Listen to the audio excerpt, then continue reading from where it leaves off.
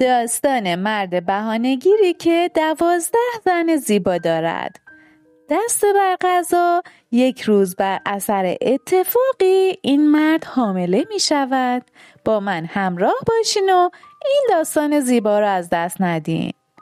روزی روزگاری در یک شهر بزرگ مردی بود که همه به او می گفتند علی بهانه‌گیر.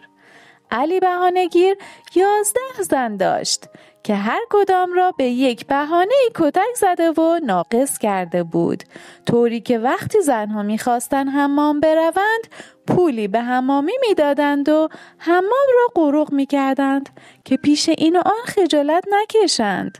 یک روز که زنهای علی بهانه‌گیر می‌خواستند حمام بروند، دختر کنجکاوی داخل حمام قایم شد تا بفهمد که چرا زنهای علی بهانه‌گیر از دیگران کناره میگیرند و همیشه با هم به حمام میروند.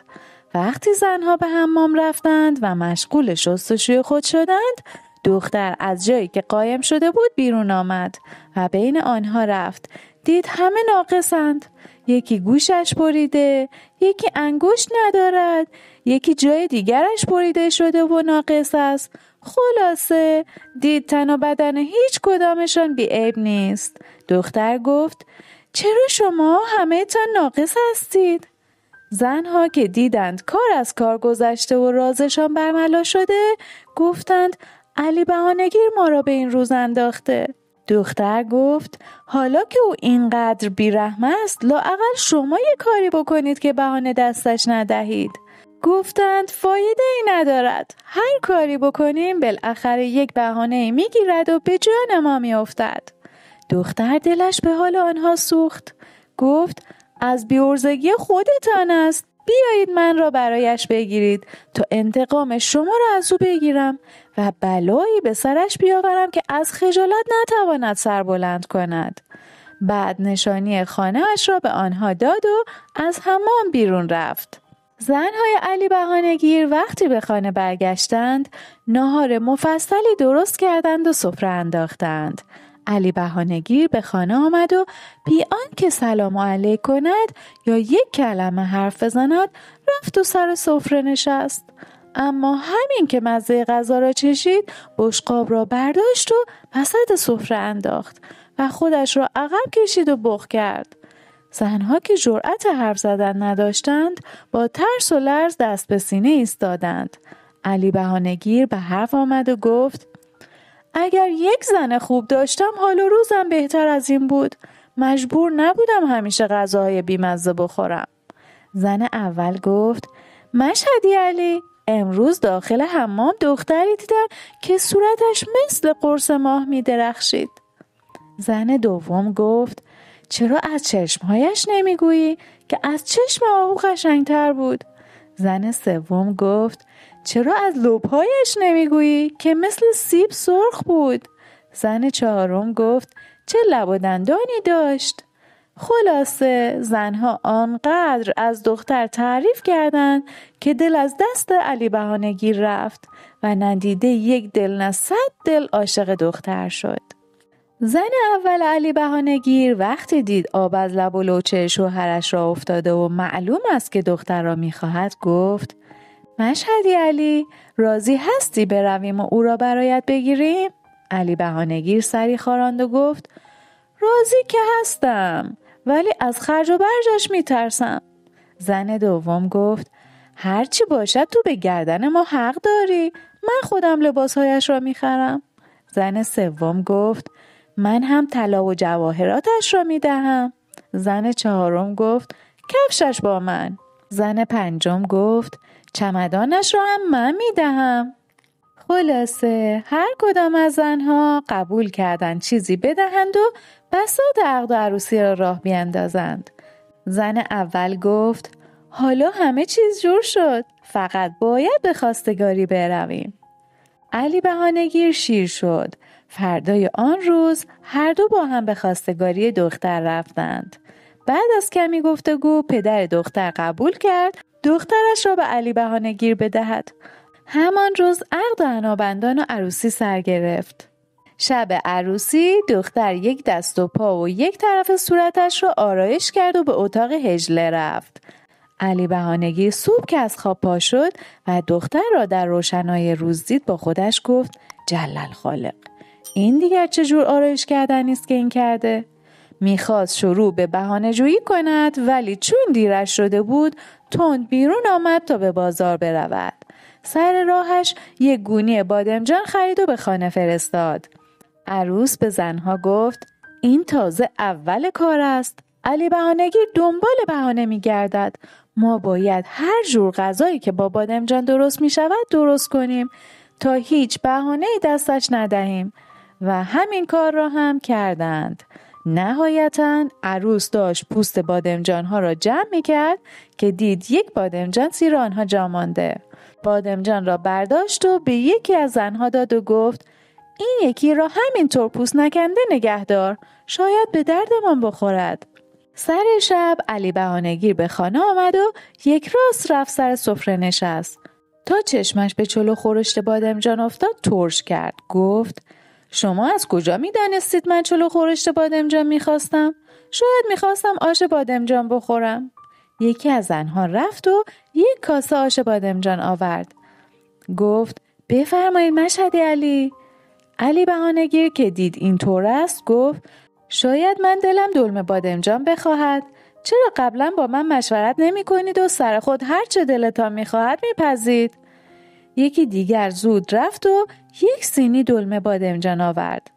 علی بهانه‌گیر گفت شاید من هوس کشک بادمجان کرده بودم، نباید از من می پرسیدید؟ یکی از زنها تند رفت و یک دیس کشک بادمجان آورد و جلوی علی بهانه‌گیر گذاشت. علی بهانه‌گیر که دید دیگر نمیتواند بهانه بگیرد و هر چه میخواهد تند میآورند عصبانی شد. با اوقات تلخی گفت شاید من دلم خواست یک بادمجان پوست نکنده را گلی کنم و همانطور خام خام بخورم. عروس رفت و بادمجان پوست نکنده را گذاشت داخل بشقاب و کمی گل هم کنارش ریخت و بشقاب را داخل سفره گذاشت. گفت بفرمایید میل کنید مشهدی علی، نوش جانتان. علی بهانه‌گیر که دید نمیتواند هیچ بهانه‌ای بگیرد سرش را پایین انداخت. غذایش را خورد و بی سر و صدا رفت که بخوابد. اما به قدری ناراحت بود که تا صبح از غصه خوابش نبرد. همش توی این فکر بود که فردا چجوری از زنها بهانه بگیرد. صبح زود علی بهانه‌گیر بلند شد. صبحانه نخورده یک راست به بازار رفت و گونه بزرگی خرید. به حمال پولی داد و گفت من داخل گونی می روم، تو هم در گونی را محکم ببند و آن را به خانه ببر. من را تحویل زنهایم بده و بگو مشهدی علی گفته در گونی را باز نکنی تا خودم به خانه برگردم. بعد داخل گونی رفت و حمال در گونی را بست. آن را کول کرد و هن کنان به خانه علی بهانه‌گیر برد. به زنها گفت مشهدی علی سفارش کرده که در گونی را باز نکنید تا خودم به خانه برگردم. همین که حمال رفت عروس به فکر فرو رفت که این دیگر چه حقی است که علی بهانه‌گیر سوار کرده. مدتی گونی را زیر نظر گرفت که یک دفعه متوجه شد گونی تکان می‌خورد. عروس فهمید علی بهانه‌گیر داخل گونی رفته و این کلک را سوار کرده که بفهمد زنها پشت سرش چه میگویند و چه کار میکنند تا بهانه‌ای به دست آورد. عروس هیچ به روی خودش نیاورد. زنها را صدا کرد و گفت این درست است که مشهدی علی گفته در گونی را باز نکنید تا خودش به خانه برگردد. اما این درست نیست که ما همینطور عاطل و باطل دست روی دست بگذاریم و بیکار بمانیم. یکی از زنها گفت پس چه کار کنیم؟ عروس جواب داد اشتباه نکنم این گونی پر از شغندر است. خوب است آن را داخل حوض بیاندازیم تا لااقل گلهایش خیس بخورد و شسته شود. زن دیگری گفت آن وقت جواب مشهدی علی را چه بدهیم؟ عروس جواب داد مشهدی علی خودش گفته در گونی را باز نکنید. از شستن و نشستن که حرفی نزده. تازه از کجا معلوم است که مشهدی علی بهانه نگیرد چرا ما گونی را در حوض ننداختیم و نشستیم؟ زنها دیدن عروس راست میگوید. بی معطلی جلو آمدند. 4 گوشه گونی را گرفتند و کشان بردند و داخل حوض انداختند. هر کدام یک چوب برداشت و به جان گونی افتادند. کمی بعد یکی از زنها گفت دست نگه دارید، آب حوض دارد قرمز می شود. عروس گفت چیزی نیست، چغندرها دارن رنگ پس می دهند. و باز افتادند به جان گوشی، حالا نزن و کی بزن، تا اینکه دوباره شک کردند که راستی از گونی خون بیرون می زند. زنها دست پاچه شدند و زود گونی را از حوض بیرون کشیدند، اما هنوز جرأت نمی کردند درش را باز کنند و همینطور دورش ایستاده بودند. با ترس و لرز نگاهش می کردند. عروس هم هیچ به روی خودش نمی آورد که می داند علی بهانه‌گیر داخل گونی است. در این موقع صدای ضعیفی با آه و ناله به گوش رسید که در گونی را باز کنید. عروس گفت مشهدی علی گفته در گونی را باز نکنید تا خودم به خانه برگردم. صدا آمد زود باشید، دارم میمیرم. عروس گفت به ما مربوط نیست، میخواهی بمیر میخواهی نمیر. مشهدی علی سفارش کرده تا خودم به خانه برنگشتم هیچ کس در گونی را باز نکند و ما روی حرف شوهر ما حرف نمیزنیم. صدا آمد من خود مشهدی علی هستم، زود مرا در بیاورید که دارم میمیرم. زنها که تازه فهمیده بودند مطلب از چه قرار است خوشحال شدند، اما از ترسشان زود در گونی را باز کردند و علی بهانه‌گیر را درآوردند. عروس گفت الهی من بمیرم و تو را به این روز نبینم. مشهدی علی جان چرا رفته بودی توی گونی؟ زنها وقتی دیدن علی بهانه‌گیر جوابی ندارد و از زور درد یک بند ناله می کند، لباسهایش را عوض کردند و دست و پایش را گرفتند و داخل اتاق بردند. چند روز بعد حال علی بهانه‌گیر جا آمد. از جا بلند شد تا به دنبال کسب و کارش برود. عروس جلویش را گرفت، روی شکمش دست کشید و گفت گوش شیطان کرد، چشم حسود کور، گمانم خبرهایی است. علی بهانه‌گیر پرسید چه خبرهایی؟ عروس جواب داد غلط نکنم حامله شده ای. چشمای علی بهانه‌گیر از تعجب 4 تا شد. گفت مگر مرد هم حامله می شود؟ عروس جواب داد اگر خدا بخواهد می شود، خواست خدا را نمی شود عوض کرد. 12 تا زن گرفتی و خدا به تو بچه نداد، حالا خواسته اینطوری تلافی کند. علی بهانه‌گیر روی شکمش دست کشید و شک برش داشت، چون آن چند روزه خورده و خوابیده بود شکمش یک کم پف کرده بود. عروس گفت مشهدی علی بیرون نرو که مردم چشمت میزنند، بگیر استراحت کن تا من بروم قابله را بیاورم ببینیم قضیه چه قرار است. عروس علی بهانه‌گیر را به رخت خواب برگرداند. سریع پیش زنها رفت و گفت به علی بهانه‌گیر گفتم حامله شده، او هم باور کرده، خوابیده که کسی چشمش نزند. زنها زدن زیر خنده، گفتن چطور چنین چیزی را باور کرده؟ عروس گفت به او گفتم و او هم باورش شد. میخواهم بلایی سرش بیاورم که نتواند جلوی مردم سر بلند کند. زنها گفتند هر بلایی سرش بیاوری حقش است. ذلیل مرده با این بهانه‌هایش نذاشته یک روز آب خوش از گلویمان پایین برود. خلاصه زنها رفتند دور علی بهانه‌گیر را گرفتند. عروس رفت با قابله‌ای ساخت و پاخت کرد و به خانه آورد تا علی بهانه‌گیر را معاینه کند و بگوید 4 ماه حامل است. چند روزی نباید از جایش تکان بخورد و دست به سیاه سفید نزند. زنها زود دست به کار شدند و گوسفند سر بریدند و آب گوشت مفصلی بار گذاشتند. بروبیایی راه انداختند. خیلی زود خبر حاملگی علی بهانه‌گیر در شهر پیچید. طولی نکشید که همه دوست و فامیل دور و نزدیکش دسته دسته به خانه او آمدند که سر و گوشی آب بدهند و ببینند موضوع چه قرار است. همین که دیدند قضیه جدی است دور علی بهانه‌گیر جمع شدند. پیرمردی از علی بهانه‌گیر پرسید مشهدی علی خدا بد نده چه شده؟ علی بهانه‌گیر از خجالت سرخ شد، جوابی نداد. عروس به جای او جواب داد سلامت باشید حاج آقا، امروز معلوم شد مشهدی علی 4 ماه حامل است.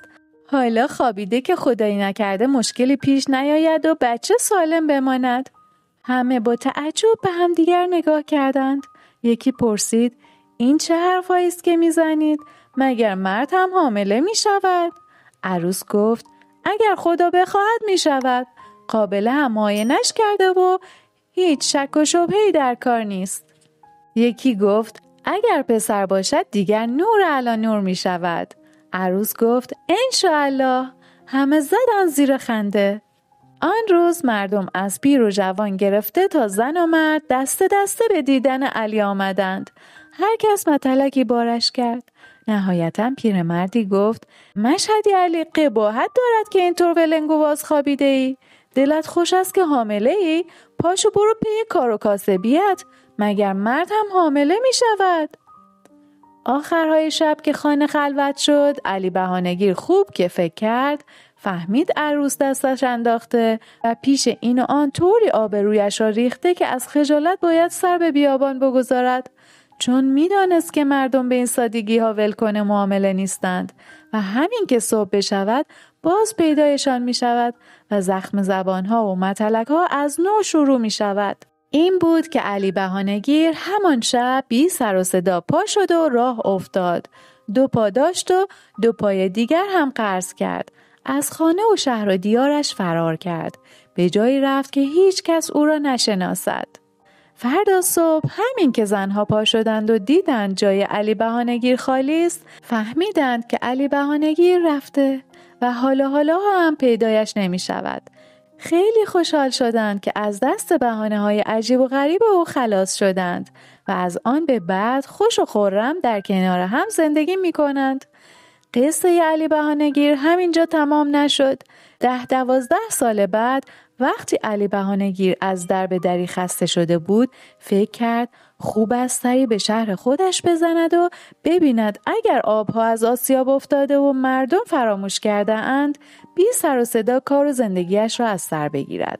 اما هنوز به شهر نرسیده بود که دید چند بچه بیرون شهر سر و صدا را انداختند و بازی می کنند. با خودش گفت خوب است بروم و با بچه ها صحبت کنم و از حال و هوای شهر با خبر شوم. علی بهانه‌گیر با این بهانه به بچه ها نزدیک شد و گفت اینجا چه کار می کنید؟ یکی از پسرها پسری را نشان داد و گفت میخواهیم بازی کنیم، اما این یکی مرتب بهانه میگیرد، نمیگذارد بازیمان را بیفتد. علی بهانه‌گیر گفت آهای پسر، بیا اینجا ببینم، چرا اینقدر بهانه میگیری و نمیگذاری بقیه بازی کنند؟ پسر جواب داد دست خودم نیست، من پسر علی بهانه‌گیرم. علی بهانه‌گیر گفت چرا پرت و بلا میگویی؟ علی بهانه‌گیر دیگر چه کسی است؟ پسر جواب داد بابای من است و 12 سال پیش مرا زایید و ول کرد و از این شهر رفت و برنگشت. علی بهانه‌گیر دیگر جلوتر نرفت و از همانجا برگشت و تا زنده بود به شهر خودش برنگشت. ویدیوی بعدی داستان دختر 16 ساله حاجی صیاد و خیانت ملای شهوتران است. پیشنهاد میکنم این داستان جذاب را حتما ببینین.